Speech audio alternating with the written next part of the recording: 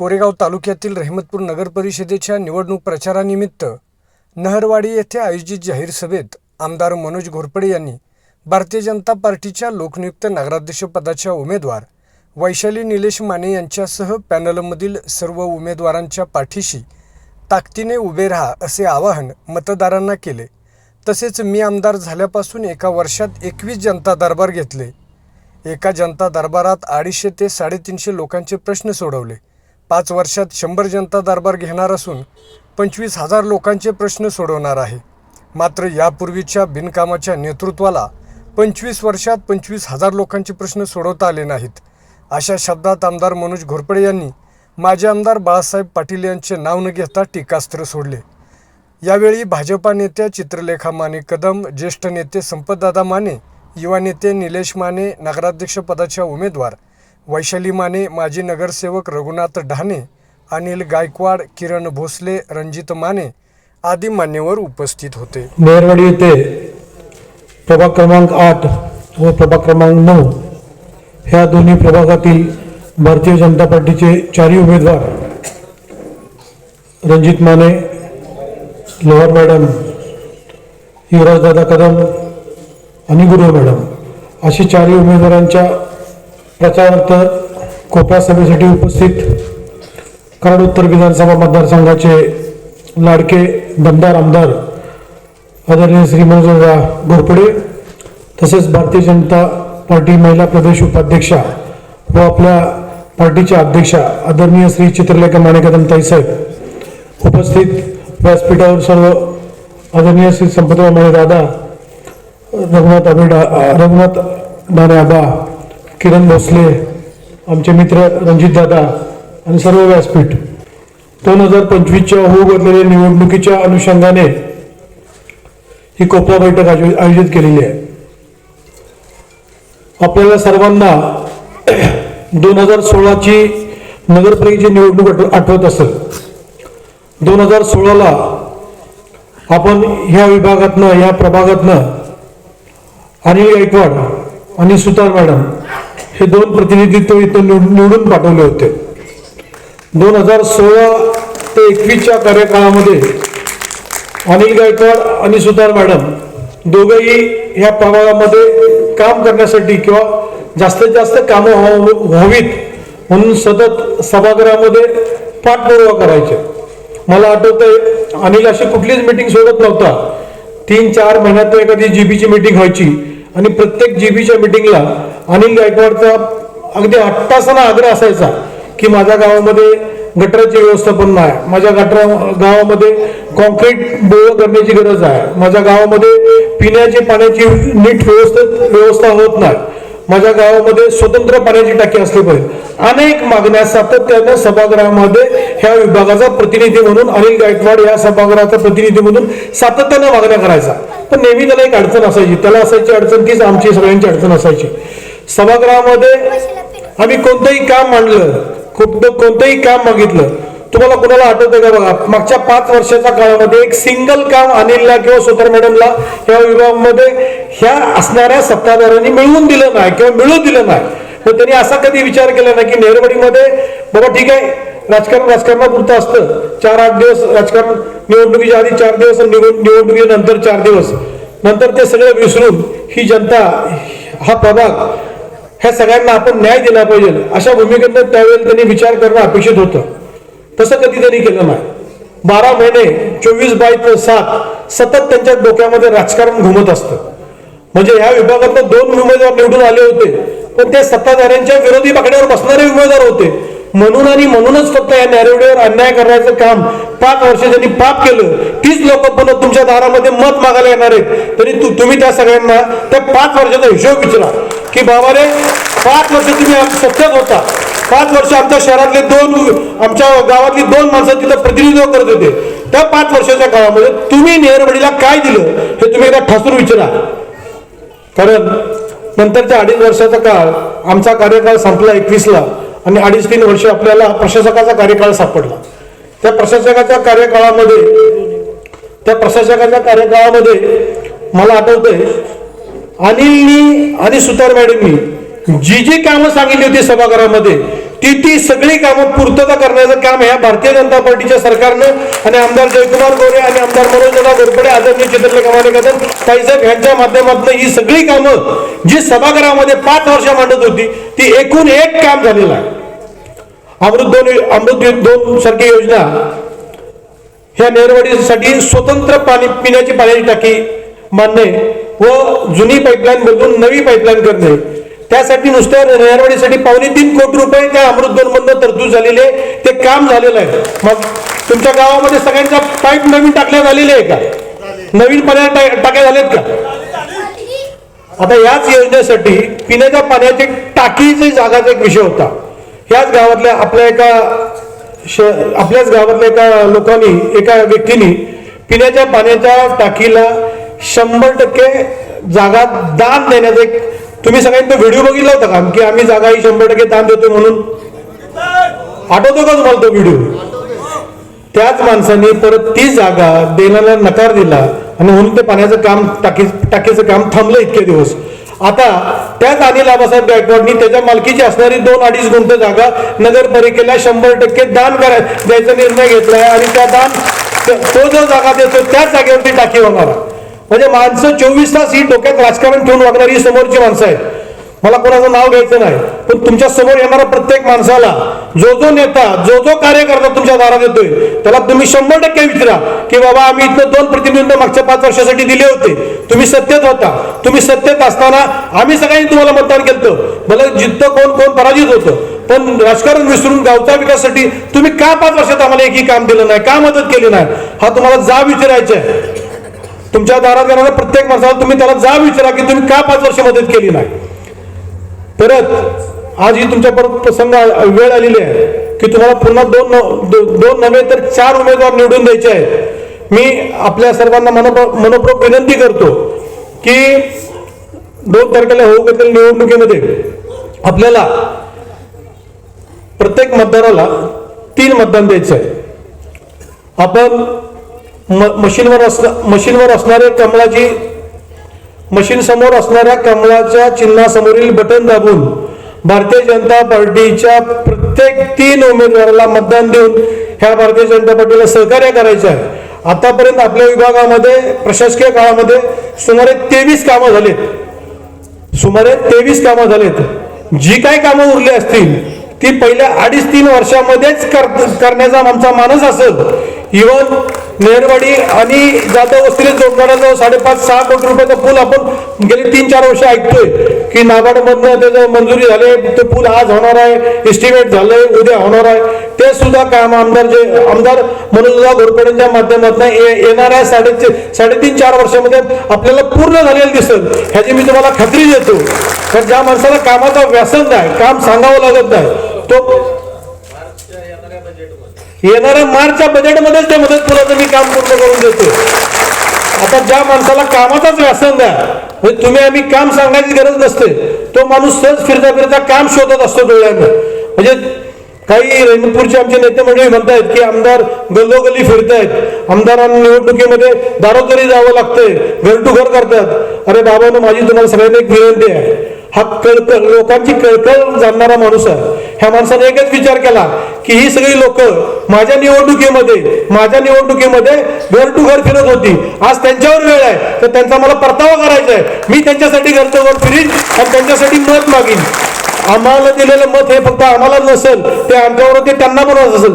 जेवढी जबाबदारी आमची असेल तेवढी जबाबदारी ती त्यांची असेल. मग आम्ही सगळे मिळून, तुम्ही निवडून दिलेला प्रत्येक उमेदवार, आम्ही सगळे मिळून कुठलंही पाप राजकारण डोक्यात न ठेवता ह्या शहराच्या सर्वांगीण विकासासाठी कटिबद्ध राहू, एवढा शब्द देतो. थांबतो. जय हिंद, जय महाराष्ट्र. नगराध्यक्ष पदासाठी उभी आहे. माझे कुटुंब सदैव लोकांच्या सेवेमध्ये तत्पर राहिलेले आहे. माझे सासरे माजी नगराध्यक्ष संपतदादा माने व पती विरोधी पक्षनेते निलेश माने हे सदैव लोकांच्या सेवेमध्ये तत्पर राहिलेले आहेत. त्यांच्याच पावलावर पाऊल ठेवून मी आज रहमतपूर शहरामध्ये जी रखडलेली विकास कामे आहेत ती मार्गी लावण्यासाठी प्रयत्नशील राहील. रहमतपूर नगर परिषदेला महाराष्ट्रातच नव्हे तर देशामध्ये सर्वोच्च स्थानी नेण्याचा माझा मानस राहील. यासाठी आमचे लाडके नेते राज्याचे ग्रामविकास मंत्री तथा पंचायत राज्यमंत्री जयकुमार गोरे भाऊ तसेच कराड उत्तरचे लोकप्रिय आमदार मनोजदादा घोरपडे यांचे आशीर्वाद आमच्या पाठीशी आहेतच. तसेच महाराष्ट्र प्रदेश महिला मोर्चाच्या प्रदेशाध्यक्षा चित्रलेखा माने ताई व पार्टी प्रमुख यांच्या मार्गदर्शनाखाली आम्ही नगर परिषदेची निवडणूक निश्चितच जिंकू हा माझा विश्वास आहे. जय हिंद, जय महाराष्ट्र. आणि जवळपास प्रशासक लागलेल्या काळामध्ये 5,70,00,000 रुपयांची कामं आज या ठिकाणी झालेली आहेत. आणि कुणाला काही शंका असेल तर या ठिकाणी प्रिंटेड आपल्याकडं सर्व कुठल्या योजनेतनं कोणतं काम झालंय हे या ठिकाणी दिलं गेलेलं आहे. मी 1 वर्षापूर्वी आमदार झालो आणि या नहरवाडी गावाला सुद्धा जवळपास 1,82,00,000 रुपयांचा निधी माझ्या माध्यमातून मी या 1 वर्षामध्ये दिलेला आहे. आज स्मार्ट स्कूलसाठी जवळपास 4 खोल्यांना 60 लक्ष रुपये नहरवाडीसाठी दिलेले आहेत आणि त्याची वर्क ऑर्डर सुद्धा हे इलेक्शन झालं की लगेच आपल्याला या ठिकाणी मिळालं आणि लवकरच हे काम सुद्धा सुरू होईल. त्यामध्ये RCC गटरसाठी जवळपास 90 लक्ष रुपये इथं आलेले आहेत. विठ्ठल रखुमाई सभा मंडपासाठी 50 लक्ष आहेत. पुन्हा ब्रह्मपुरीच्या सभा मंडपला मी आत्ताच 50 लक्ष रुपये टाकलेले आहेत. ती सुद्धा नगरपालिकेचं इलेक्शन झालं की टेंडर फ्लॅश होईल. काळंगे वस्तीपर्यंत घरापर्यंत 10 लक्ष रुपये कॉन्क्रीटीकरणाला दिलेत. डांबरीकरणाला जवळपास बऱ्याच वर्षापासून मी बघतोय गावाच्या मागच्या बाजूनं जो काय रिंग रोड आहे त्या रिंग रोडला पहिली अशी परिस्थिती असायची की पलीकडनं चिखलातनं चालत जावं लागायचं. पण आज आपण जवळपास 50 लक्ष रुपये त्या रोडसाठी टाकलेले आहेत आणि त्या माध्यमातून डांबरीकरण खरं तर ते काम पण झालं असतं. थोडंसं त्या ठिकाणी अंतर्गत काही विषय होते त्या माध्यमातून थांबलं होतं पण आता काहीतरी विषय मिटलाय. बऱ्यापैकी मुरुम वगैरे टाकून झाला. आता खडीकरण डांबरीकरण लवकरच होईल. आज कोंडवली परतवडी असेल बरेचसे या विभागामध्ये सर्व बरीचशी कामं आपण मार्गस्थ केलेले आहेत. असे जवळपास 5,70,00,000 आणि अमृत 2 मधून जवळपास 4 कोटीचं काम हे फक्त नहरवाडीच्या साठी केलेलं आहे. जवळपास 10 कोटी रुपये आपल्याला या ठिकाणी जे महायुतीचं सरकार आलं त्यावेळेपासून फक्त नहरवाडीसाठी आज बरीचशी कामं प्रगतीपथात आहेत. काय झालेले आहेत, काय होणार आहे. आज बराचसा बॅकलॉग या ठिकाणी या माध्यमातून येणाऱ्या काळामध्ये भरून निघणार आहे. या ठिकाणी बऱ्याच वेळा मागणी होत झालेली आहे की ही जी काय कमंडलू नदी आहे याला पलीकडे जाणारा पुलाचा एक विषय प्रलंबित आहे. आणि या विषयाच्या अनुषंगानं आज आपण बघतोय जुन्या लोकप्रतिनिधींची एक अशी पद्धत असायची की नाबार्डमध्ये कळवलं आहे, नाबार्डमध्ये मंजूर झाला आहे. 5-5 वर्ष यांचा नाबार्ड काय खाली उतरत नाही. बऱ्याच ठिकाणी अजून पद्धत आहे. मी कराड तालुक्यात गेलो तरी असंच असते. नाही ते मंजूर आहे नाबार्डमधनं मंजूर आहे. पण किती वर्ष मंजूर आहे. प्रत्येक नाबार्डचं जरी काम असलं. मी आता कोपर्डे वेनेगाव आणि काशीळ पुलाला परवाच 60 कोटी रुपये टाकले. त्यामध्ये नाबार्डमधून मी तिथं 24 कोटी रुपये त्या पुलाला घेतलेत आणि बाकीचे पैसे CRF मधनं घेतलेत.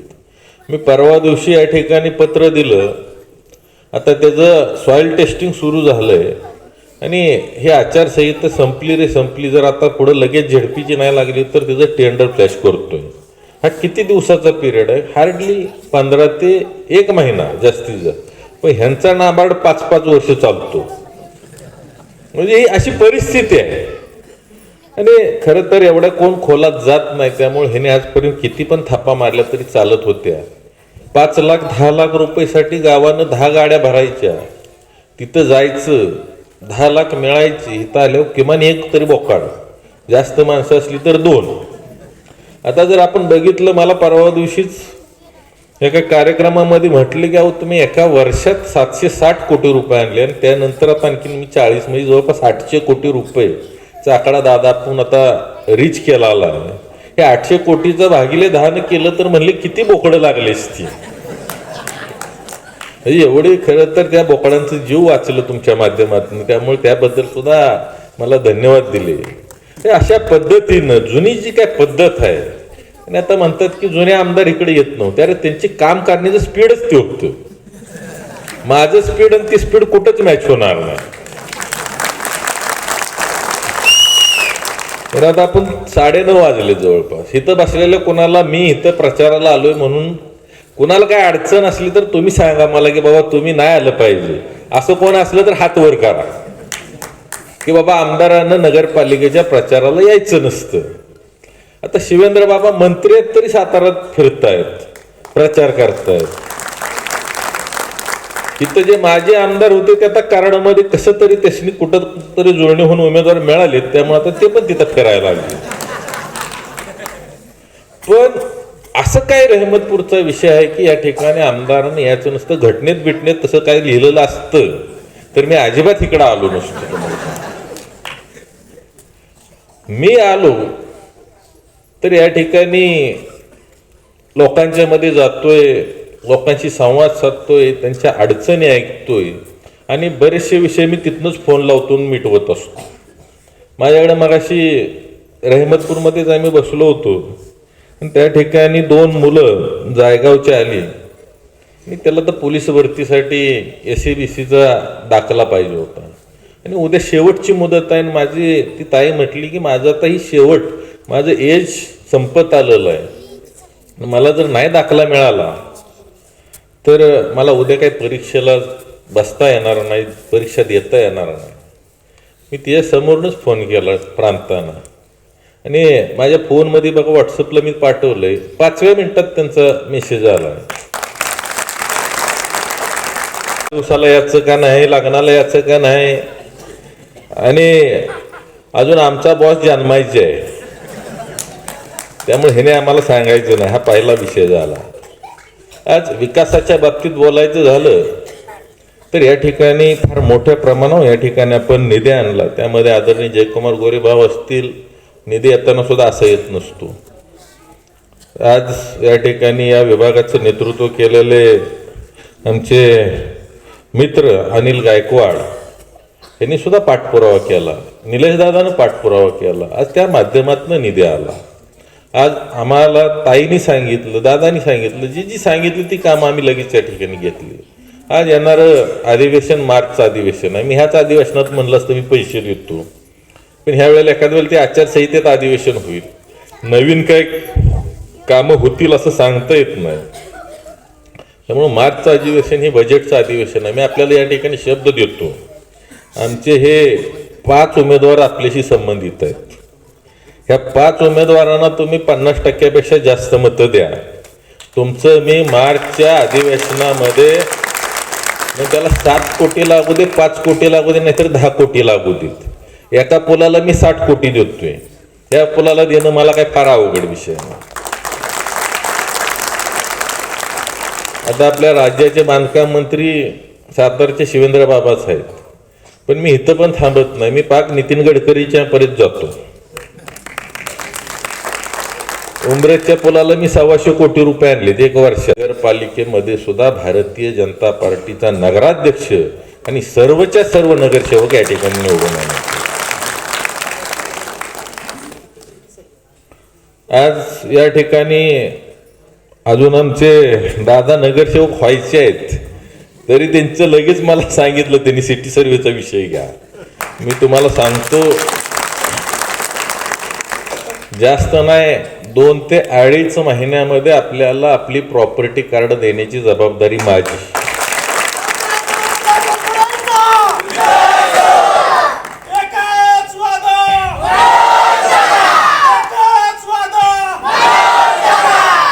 कारण मागची सुद्धा जी काय आपले रहमतपूरचा बी बऱ्याच दिवसाचा विषय राहिलेला होता सर्वेक्षणचा, त्यावेळेला सुद्धा ह्या मंडळीने माझ्याकडे पाठपुरावा केला होता आणि त्यासाठी स्पेशल माणूस आपण इथं दिला होता. मी आमदार नसताना, आता तर मी आमदार आहे, पाहिजे ती शासकीय यंत्रणा तुम्हाला उपलब्ध करून देऊ शकतो. एकदा असं जिथं आल्यानंतर मला लक्षात आलं नाही, मी पहिला जनता दरबार घेतला त्यावेळेला माझ्याकडे काही इथली मंडळी आली, तो म्हटले आमच्याकडे बघितलं तर 12-13 जणांच्या पेक्षा जास्त लोकांना इथं रेशनिंग मिळत नाही. ती पण 12-13 जण आहे ती चांगली बंगलवाली ती तशीच फक्त रेशन मिळते, बाकीच्यांना काही रेशनिंग मिळत नाही. नक्की काय अडचण आहे? मला पण हे जरा विशेष वाटलं. आज एवढी मोठी लोकसंख्या आहे आणि इथं रेशनिंग मिळत नाही. मग त्याच ठिकाणी मी तहसीलदारांना सांगितलं की हेही अशा पद्धतीची आमच्या नहरवाडीची अवस्था आहे. खरं तर इथं फार गरजू कुटुंब आहेत आणि ह्याच मंदिरामध्ये आम्ही तहसीलदार यांना बोलवून घेतलं. सगळे पेपर इथं आता रणजित असतील ह्या सर्व मंडळींनी, ह्या गावातल्या मंडळींनी एकत्र केले, त्या पेपरचा पाठपुरावा केला आणि एका वेळेला जवळपास 100 लोकांना आपण रेशनिंग कार्ड चालू करून दिले, रेशनिंग चालू करून दिले. ह्याच्या आधी लोकप्रतिनिधीकडे गेलं की उडवाउडवीचीच उत्तर असायची, पण मी तळागाळापर्यंत काम करणारा माणूस आहे त्यामुळं, आणि मला न झालेलं काम करण्यात फार मोठा इंटरेस्ट असतो. जे काम होत नाही त्याच्यावर माझा जोर असतो. तुम्हाला सांगतो, जवळपास आता पाल इंदोली उपसा सिंचन योजनेला जुने लोकप्रतिनिधी म्हणायचे की ताळी धरणात पाणी शिल्लक नाही म्हणायचे. आज मी आमदार झालो, आदरणीय फडणवीस साहेबांनी शब्द दिला होता की ह्या ठिकाणी ह्या 100 मीटर हेडला मी पाणी देतो. मी 100 नाही तर 145 मीटर हेडला पाणी नेलं, आरक्षित पण करून दिलं. आज नागझरीचं GR हे 4 तारखेला निघतो. मला सांगतो, नागझरीला सुद्धा 2500 हेक्टरला पाणी आरक्षित करून देतोय 0.26 TMC. त्यांनी सांगितलं होतं की ह्या गोष्टी होऊ शकत नाही, कुठनं आणू? अरे शोधलं तर सगळं सापडतंय, तुमची मानसिकता असणं गरजेचं आहे. मी आज बघितलं, आज या गावामध्ये सुद्धा एक ठराविक मंडळीने असं काय चित्र तयार करून ठेवलंय की आम्ही म्हणजेच गाव, आणि आमच्या विरोधात जर कोण कुठं गेला तर मग काय त्याचं खरं नाही. मग कुठं रस्ता अडव, कुठं पाणी अडव, दुसरं काय, पहिल्यापासून तेच पद्धतीनं आजपर्यंत तिने राज्य केलेलं आहे. मी आज तुम्हाला सांगतो, कोणी रस्ता जर अडवला ना तर तुम्ही माझ्याकडे या, एक फोन पण करा, माझ्याकडे या. 43 खाली परमनंट रस्ता करून दिला मग समजायचं त्या रानात. फक्त त्याला पर्यायी रस्ता नाही पाहिजे. मग तुम्ही मागल ना मधनं तर मधनं काढून देतो तुम्हाला रस्ता, काळजी करू नका. फक्त अडवलंच पाहिजे, कारण आपली पद्धत कामाची वेगळी आहे. आणि सरकारनं पण आता त्या गोष्टी आहेत, कारण इसने माहिती आहे, जुन्या नेत्यांची खोडी माहिती आहे आमच्या सरकारला काय आहे. ती रस्ता अडवायचं, पाणी अडवायचं, आडवाडवीन जिरवाजिरवी, दुसरं काय करायचं नाही. त्यामुळं त्याच्यावर जालीम इलाज काढलाय की ज्याला जायला रस्ता नाही त्याला आता तर चांगला 4 मीटरचा म्हणजे 12 फुटाचा रस्ता द्यायचं, अशा पद्धतीचं नियोजन केलेलं आहे या गावामध्ये. खरं तर आज मला समाधान वाटलं आल्यानंतर, कारण मी विधानसभेला आलो, बाहेरचीच गर्दी घेऊन आलो होतो, कारण इथं बाहेर कोणी याचं धाडस करत नव्हते, म्हणजे अशी परिस्थिती होती. पण खरं तर एक चांगलं आहे की मला त्यावेळेला सुद्धा इथल्या मंडळींनी फार चांगलं सहकार्य केलं. 915 मतदान झालं होतं इथं. त्या 915 मध्ये मला 475 मतं दिलीत लोकांनी, म्हणजे इथं मी लीडमध्येच आहे. म्हणजे एवढी दाबादाबीने एवढंही असून पण आता एवढी सगळी बाहेर आलाय तुम्ही, म्हणजे अगदी किती पण कमी जरी झालं तरी 60% आत येणार नाही ह्याची मला खात्री आहे. आणि त्या पद्धतीनं तुम्ही 100% मला या ठिकाणी आमच्या सर्व उमेदवारांना मतदान कराल. आज तुम्हाला एक सांगतो, केंद्रामध्ये भारतीय जनता पार्टीचं सरकार आहे, राज्यामध्ये भारतीय जनता पार्टीचं सरकार आहे. आज रहमतपूर नगरपालिकेमध्ये जे काय आता येणार या ठिकाणी जी काय नगरपालिकेमध्ये सत्ता ही भारतीय जनता पार्टीचीच येणार आहे. त्यामुळं नहरवाडीतले नगरसेवक सुद्धा भारतीय जनता पार्टीचे असले पाहिजेत ह्याची काळजी घ्या. राहिलेला जो काय प्रलंबित विकास 100%. त्यामुळं ह्या वेळेला आपण ताकदीनं या ठिकाणी बाहेर पडा, फार कोणाच्या दबावाला बाकीच्या गोष्टीला बळी पडू नका. भावकी असली एक म्हणून काय कधी काय मतदानाला काय कोणी बांधील असायचं काय कारण नाही. मी तुम्हाला सांगतो, ठीक आहे, तुम्ही लग्नाला जावा, बारशाला जावा, इतर सगळ्या कार्यक्रमाला जावा. शेवटी आपण एकमेकासाठीच आहोत. पण भावकीय काय म्हणून मतदान दिलं पाहिजे असा काही कुठं कायदा नियम नाही. मी तुमच्या माहितीसाठी सांगतो. ज्या विचाराला आपण मत देणार आहे त्या विचाराच्या माध्यमातून आपल्या गावाचा, आपल्या लोकांचा विकास झाला पाहिजे आणि ही भूमिका घेऊन आपल्याला पुढे जाणं गरजेचं आहे. आज 1 वर्षामध्ये आम्ही 21 जनता दरबार घेतलेत. आज 5 वर्ष आपण आमदार असणार आहे. 100पेक्षा जास्त जनता दरबार होती. एका जनता दरबारला किमान 250 ते 350 लोकांचे प्रश्न सुटतात. मी 250च पकडतो. आज 100 जनता दरबार झाले तर मी 25,000 कुटुंबांचे प्रश्न सोडवणार आहे. आज 25 वर्षात त्यांना 25,000 लोकांचे प्रश्न सोडवता आले नाही. का तर त्या ठिकाणी असणारं नेतृत्व हे बिनकामाचं होतं. आणि आज या रहमतपूर नगरपालिकेत सुद्धा जे काही नेतृत्व होतं, 25 वर्ष ज्यांनी राज्य केलं, ते आज प्रश्न तसेच आहेत. त्यामुळे हे बिनकामाचं नेतृत्व या ठिकाणी आपल्याला घरी घालवायचं आहे. आणि त्यासाठी आता रहमतपूरने आपण सर्वांनीच कंबर कसलेली आहे.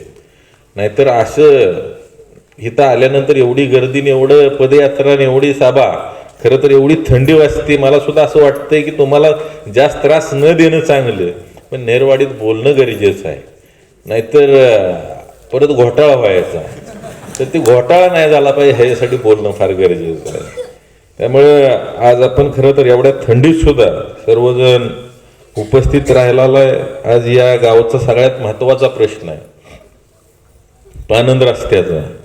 पानंद रस्त्यासाठी तर हे सरकार सकारात्मक आहे. आपण जवळपास 1 किलोमीटरला 18 लाख रुपये देतोय. मध्येच आपण जवळपास पानंद रस्त्यासाठी 5-5.5 कोटी रुपये आणलेले आहेत. आणि इथून पुढच्या काळामध्ये सुद्धा ॲडिशनल पैसे आपल्याला मिळणार आहेत. मला आठवतं या ठिकाणी चाळ भरायचा चालला होता पानंद रस्त्याला आणि इथं मशिनरी अडवली होती. पहिल्यांदा कुठं इथल्या नेत्यांच्या जवळ गेली होती मंडळी. त्यांनी सांगितलं परवानगी काढली का. आता परवानगी जर काढली असती तर मशिनरी पकडली असती का मला सांगा. पुन्हा वरिष्ठ नेत्यांच्याकडे त्यांनी पण सांगितलं रॉयल्टी भरली का. आणि परत शेवटचा पर्याय म्हणून माझ्याकडे, काय मी आमदार नव्हतो त्यामुळे आमच्याकडे शेवट होता त्यावेळेला.